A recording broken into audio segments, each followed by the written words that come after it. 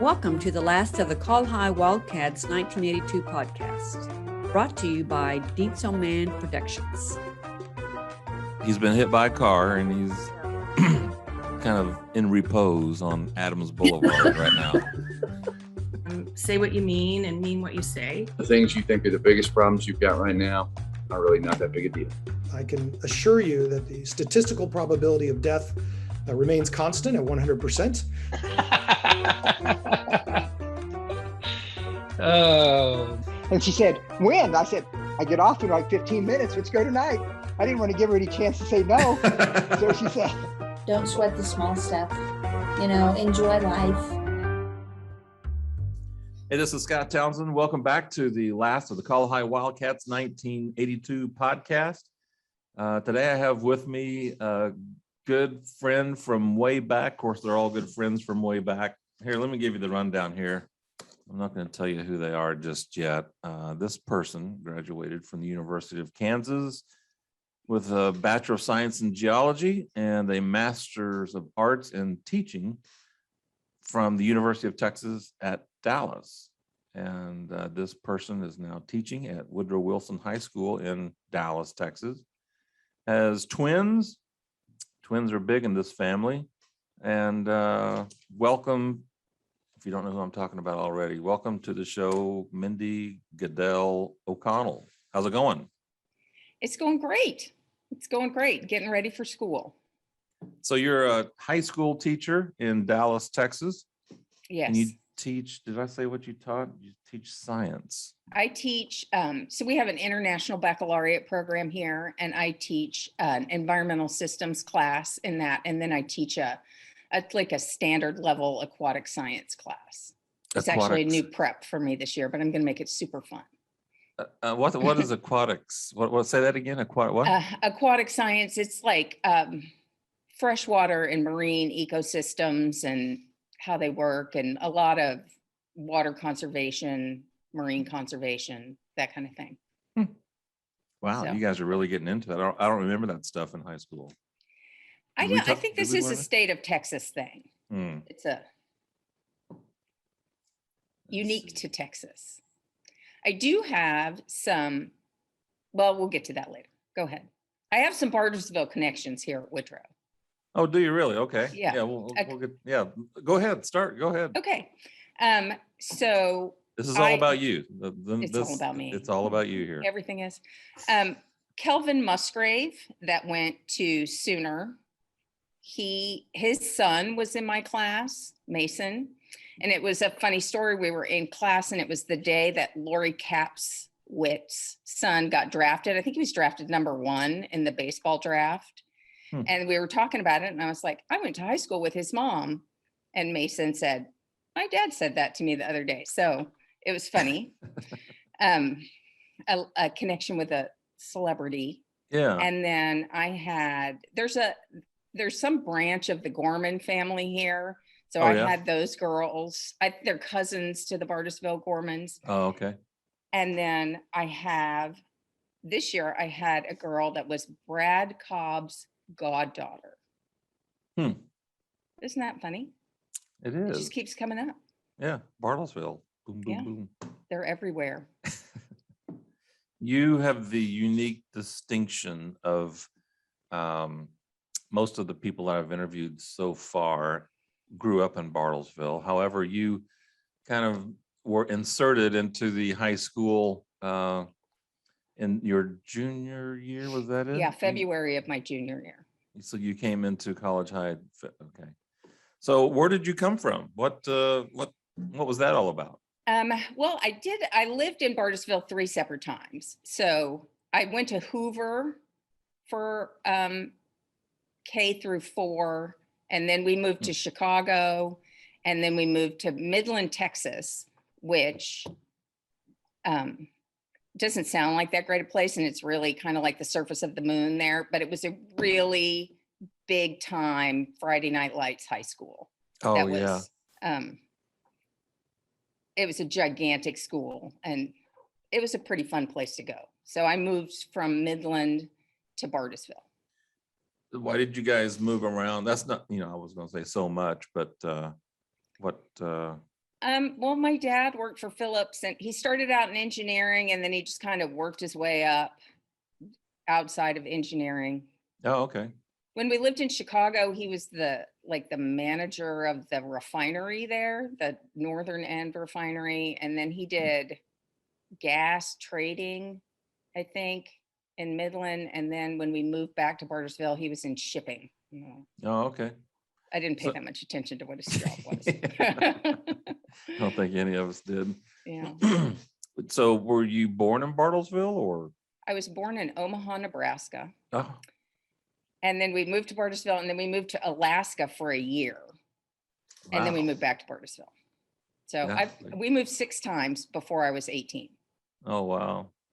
So then you came to College High your junior year. So what was that like? New kid, new school. Of course, I guess you were kind of used to that, maybe, or did you ever get used to that? You get used to hating it.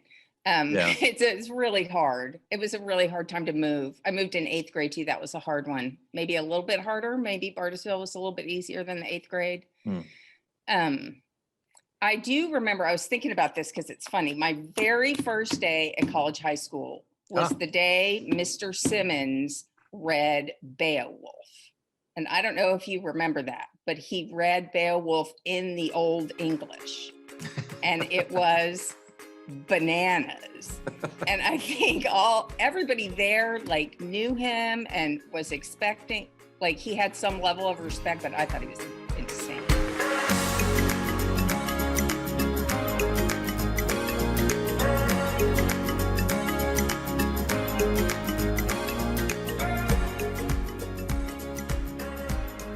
We didn't know each other very well in high school. No. So who were your friends when you went to high school? Who did you hang around with? I hung around with, like, I guess initially I hung around with Lauren Rolfing. She lived behind me. Oh, okay. And Margaret Ogilvy and Margaret Tinkle. Mhm. And then I had a big romance in high Uh-oh. school. Uh-oh. With Now we're getting- Preston Randall. I don't know if you remember him. And so I Preston hung out with his Randall. friends a lot after that. Preston Randall. Was he in our class? He was a year younger. I was a little edgy that way. Man, you were like cutting edge. Yeah. Preston Randall. I have to take a look at this here. So what was that like? What was that traumatic or great or? It was like a recurring theme of this interview, maybe what a ding dong I was. I was an idiot. So it was a teen romance with all kinds of drama and nonsense and idiocy. Yeah. But he's a great guy. Yeah. Okay, here, I'm almost there.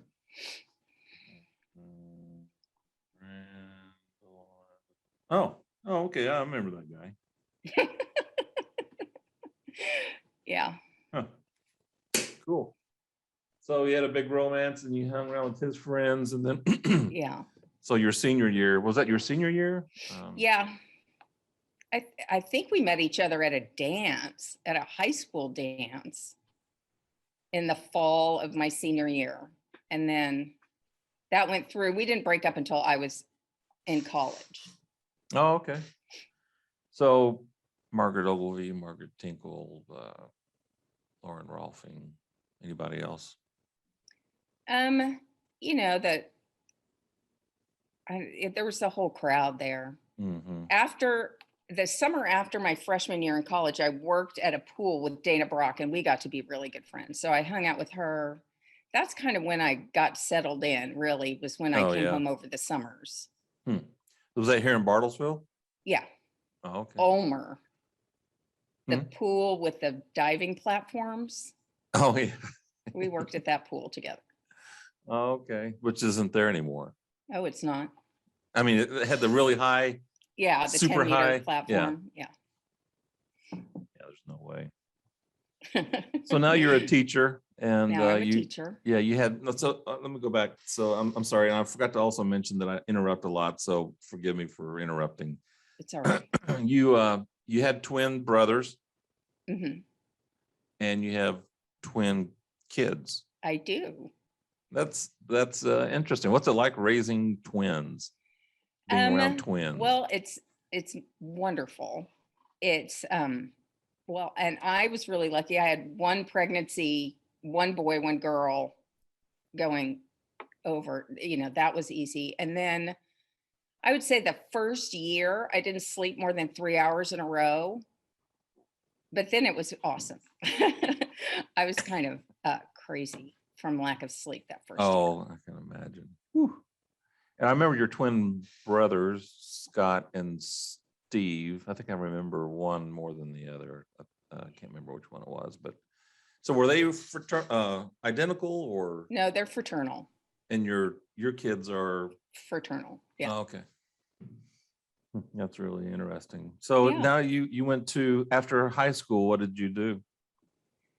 I went to the University of Kansas. As did I. lived. What? As did I. Yeah. You did. I didn't remember that. Mhm. And I majored in geology. And then when I graduated was when the oil market crashed. So I had some kind of menial geology jobs. A couple of years after I graduated, I moved to Texas and I worked for ARCO and some places. But it became apparent to me if I wanted to stay in geology, I needed to get a master's in geology, and I just couldn't face it. So I got a master's in teaching, and I taught until I had kids, and then I was a stay-at-home mom. And then I came back to Woodrow the day my daughter started at Woodrow. So, which she was mad at me about at the time, but it worked out good. So we skipped over KU. Yeah. Where did you, your first year, where did you stay? Did you stay in any of the dorms or? Yeah, I lived in Oliver. Oh, wow. I lived in Naismith, right across the street. Okay. We were neighbors. I Yeah. didn't even know. So, you went to, what was it like going to KU? Oh, it was great. It was, I had a great time there. It's a great school. My dad went to KU, and my grandfather and my daughter Charlotte went to KU. We're KU people. Yeah. It's like, everybody thinks KU is flat, and for the most part it is, but in Lawrence, it's just one big hill. Yeah. Everything's on a hill. Since my daughter just graduated from there in 2020. And so I got to go back a lot and see it. And I'm sure it's changed since it's changed so much. They built so much stuff. It's a good school. I really enjoyed it. Mhm. Some of the buildings, learned. Yeah. Were you an engineer? No. It was a filmmaking, introduction to filmmaking. So they kind of had a good liberal arts program. And my parents didn't want me going to California or New York, so Yeah. this was the closest place where you could get some kind of education in the arts, and stuff like that. So that's what I was doing there. So you graduated from KU. What year was that? 1986. And then you went into the master's, started teaching. And so now, I stayed in Kansas City for a couple of years, and Oh, then yeah? I moved to Texas around 1989. okay. So now you're a teacher, high school teacher, science. We've had a big problem last year, the virus, pandemic, Yeah. whatever. How did that change what was your experience like from you've been teaching and all of a sudden you've got to teach It this was, virus? What was that like? well, I feel like it took away all of the good parts of teaching. Like the best thing about being a teacher is the relationships you get to have. And that's just really hard to do over the Zoom. We had most of the kids in the International Baccalaureate program are pretty highly motivated. So we didn't have too many that got lost. There was a couple. And it was in the general school population, we probably lost about 20% of the kids. And it was just horrible to watch. Like they never did anything. They lost an entire year of schooling. Wow.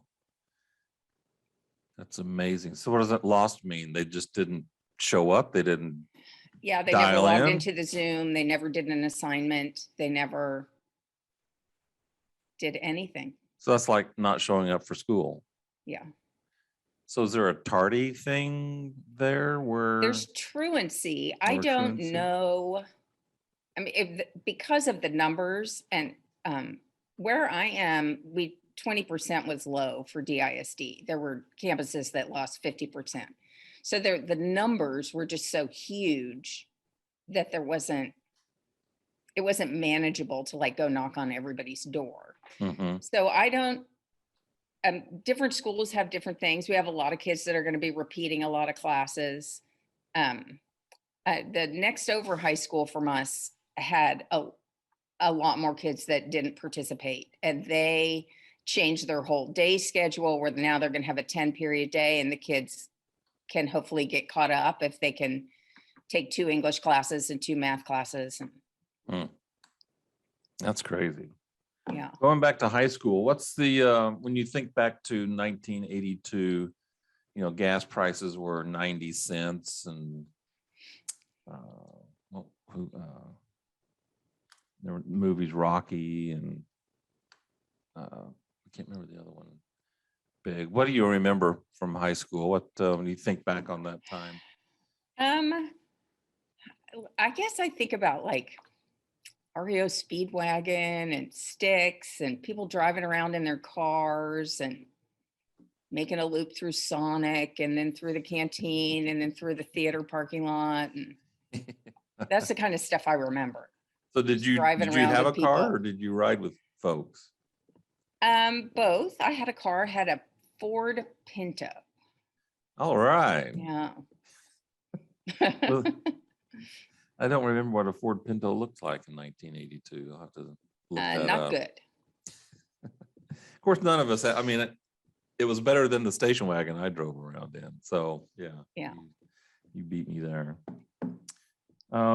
In high school, you were part of the Honor Society. Yeah, that sounds right. I don't know. I made good grades. I probably was. What were you most afraid of in high school? What was your biggest concern in high school when you got to college high? Well, people don't remember this. I watch this with my students all the time, that when you are that age, it's just paralyzing to be alone, right? If you're alone in a crowd. And so I guess was what I was most afraid of, that I was just people were going to notice that I didn't know very many people and they were going to see that I was an outsider. Do you think they dialed in? Did you think they actually noticed? Or were we all No. outsiders? I think probably everybody felt that way. The people that had lived there since they were 2. Yeah, I think that's just part of being in high school. Right.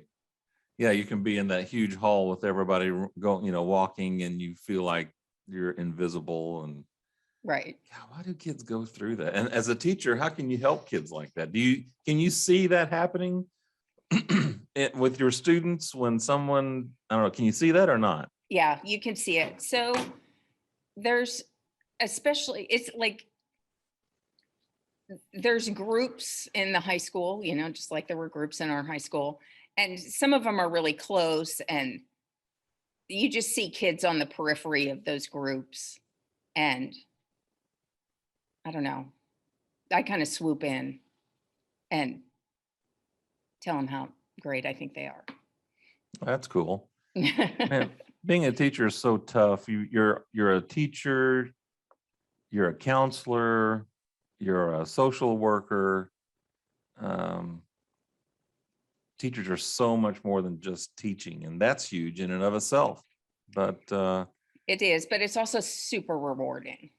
Like I have great things happen to me all the time. such as, give me an example. So I almost sent you this picture, but then I was like, that might be a FERPA violation. So I had one of our students that was like a victim of the pandemic. He just couldn't get his work done.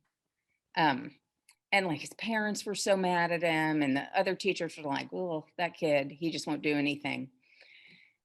And I took him under my wing, and I was like, "You're going to come sit up here. You're going to sit elbow to elbow with me, and we're going to knock this stuff out." And I went and talked to the counselors, and I figured out he could graduate a semester of his senior year. Really smart kid. He's going to George Washington. He's failing all of his classes. So he got graduated, and he's going to go off to George Washington. And he, on his yearbook page, put, "I admire Miss O'Connell. She's the greatest." It's really sweet. Yeah, that's cool. So things like that. Like when I watched the Britt Thomason interview, and that it's kind of like that. Like he gets to make a big difference in people's lives. He gets to be there for them at the toughest times, when they have a death in the family, and it's hard, but it's really, really rewarding.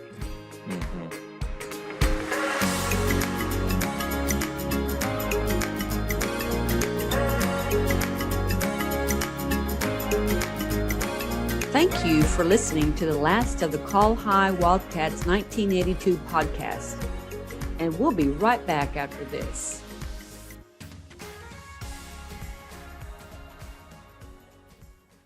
Pop's Daylight Donuts, man, they've got the best tasting donuts, sausage wraps, pastries in Northeast Oklahoma.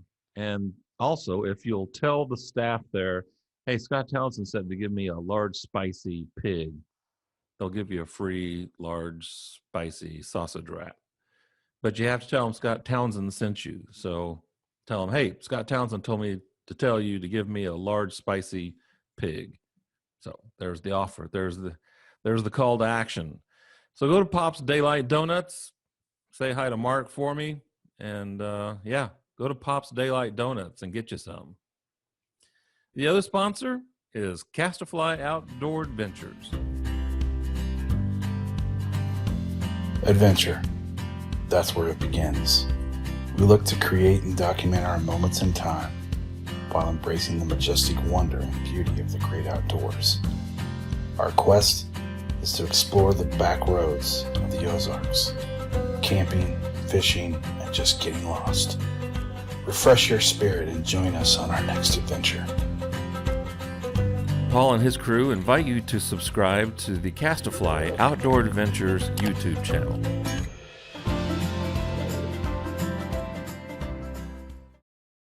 I've asked several, if you remember, do you remember your favorite teacher? Who would your favorite teacher be if you do even remember one in high school?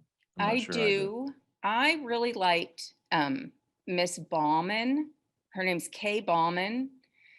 She was my English teacher my senior year, and she really challenged us. There was a ton of smart people in that class. Like John Sayre was in there, and Anita Hill, a lot of smart people.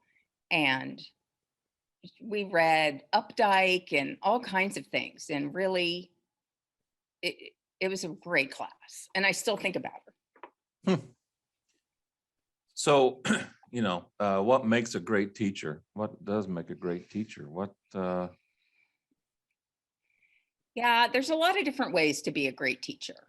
I think because of my demographic, being tough doesn't work for me.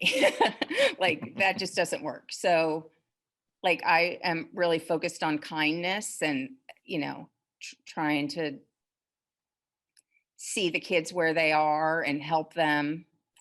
But there's other teachers that are really funny, and there's teachers that are give people piles of work, and just different things work for different people. Right. So just play to your strengths, I guess. Yeah. That's cool. What's the first major news event you remember growing up? Like in high school or back? Back. Okay.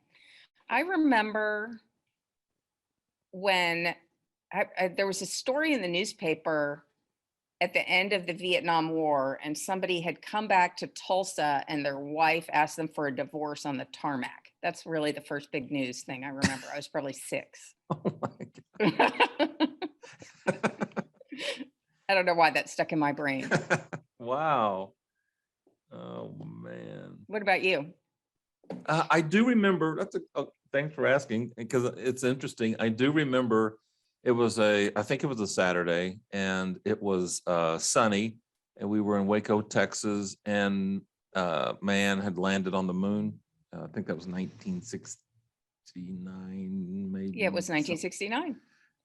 And I remember our TV set was black and white, and it's all grainy, you know, the footage from the Yeah. moon, but I didn't know what was going on. I just remember those images, you know. Yeah. And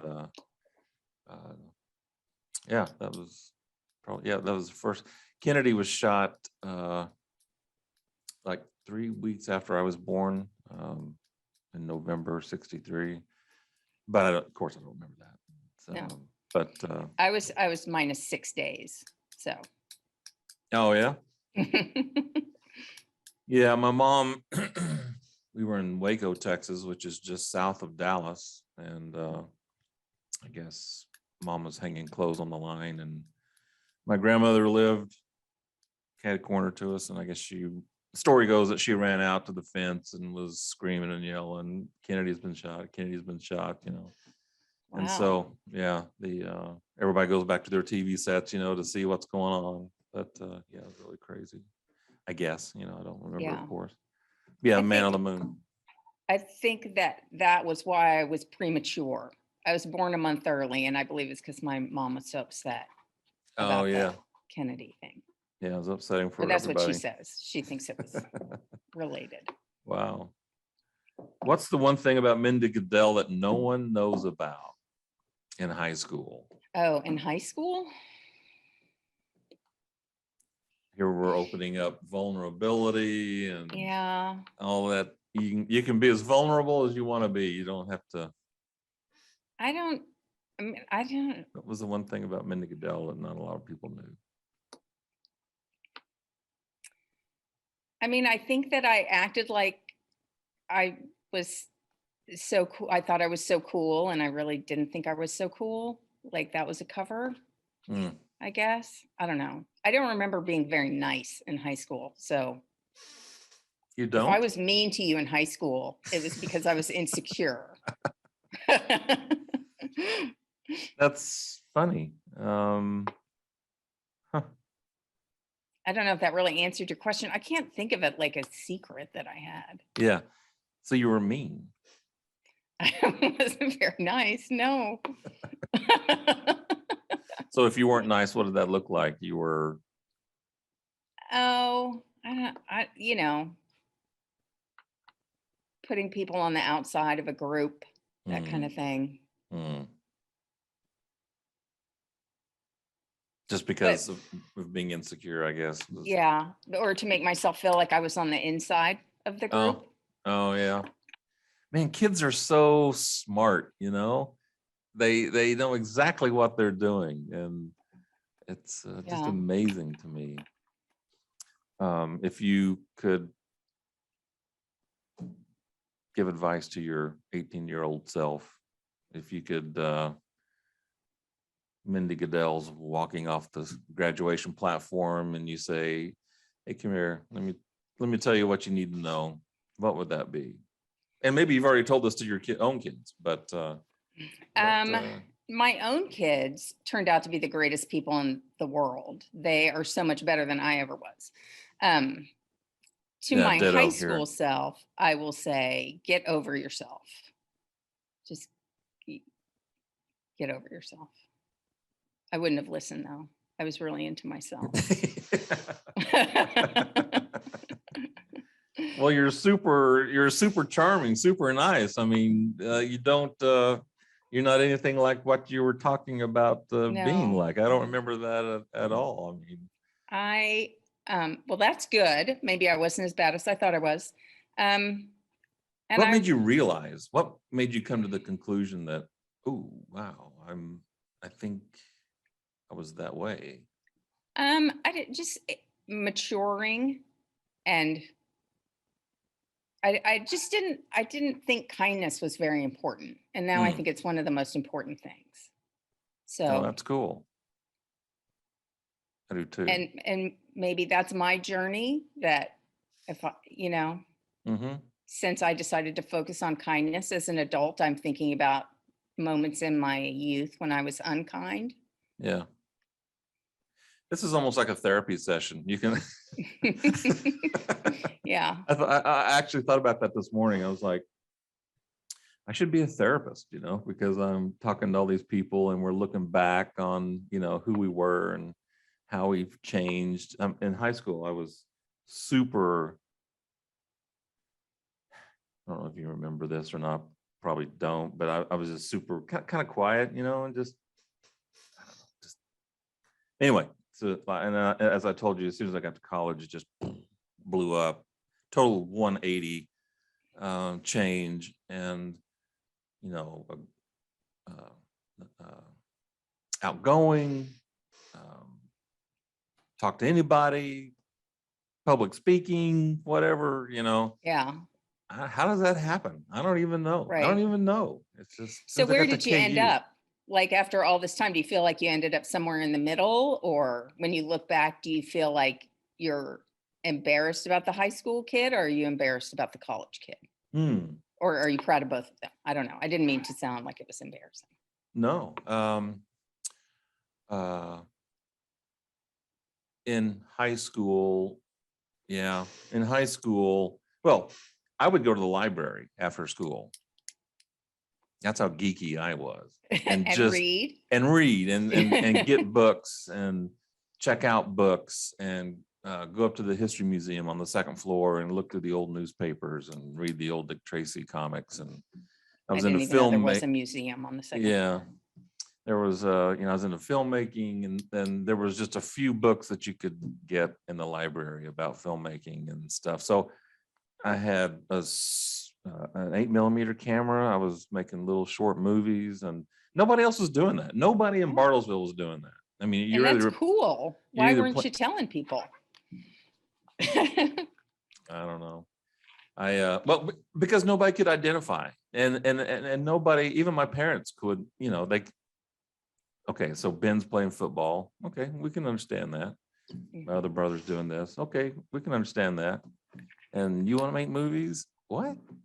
I just don't know. So Yeah. it was hard for them to, I think, identify. And so I just had to do it. I just had to do it on my own. I just had to blaze my own trail. And so you get the books that you can get, and you learn and you apply, and you just, I remember I would take my film and put it in the mail, and it would take 2 weeks for the film to come back. And you could see what you had done.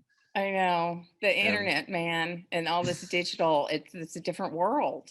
And we didn't think anything about it probably. And I don't know if you did or not, but the way the way things were and how slow they were, we didn't know any better, Yeah. Neither one of my kids can go anywhere in their car without Siri.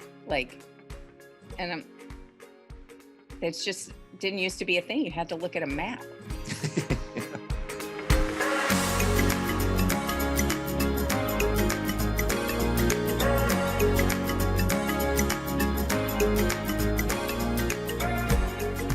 Any final thoughts to the Wildcats out there listening and watching this? Because they will be watching and listening. And anything you'd like to?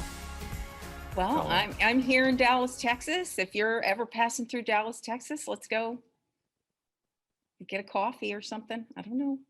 I'd love to see people. How would people get a hold of you if they want to get in touch with you? That's the best way. Probably, I guess, an email. It's oconnelmindy@gmail.com. Yeah, okay. oconnelmindy@gmail.com. Mm-hmm. You have that. Yep. I'll put it down here in the show notes and down here below also. Well, it's been a lot of fun. What you want to talk about? Anything else? What do we want to talk about? This is your time. Should I talk about my kids a little bit? Yeah. I feel like I should. Yeah. So I have a boy and a girl, Sam and Charlotte. They both graduated in 2020.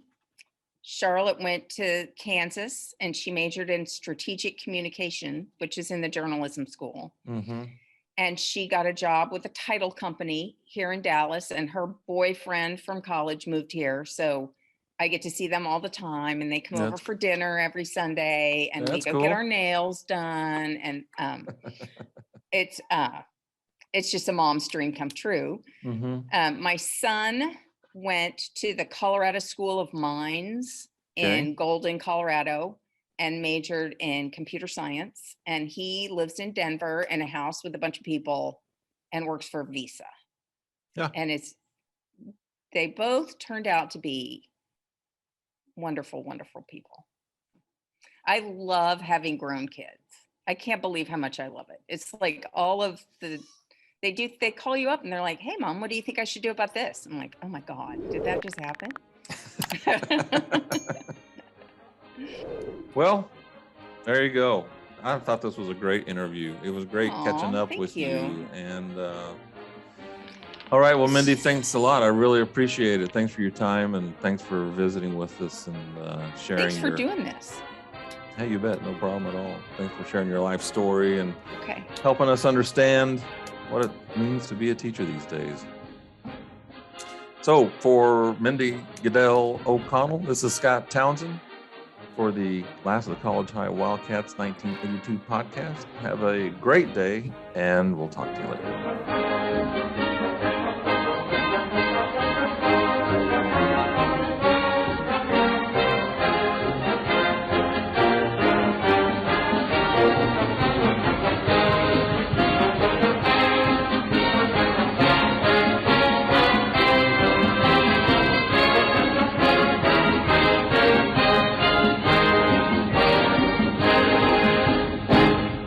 The last of the Col-Hi Wildcats 1982 podcast is a Dietzo Man production. For more episodes, visit the Last of the Col-Hi Wildcats 1982 YouTube channel, listen on Apple Podcasts, or wherever you listen to your favorite shows.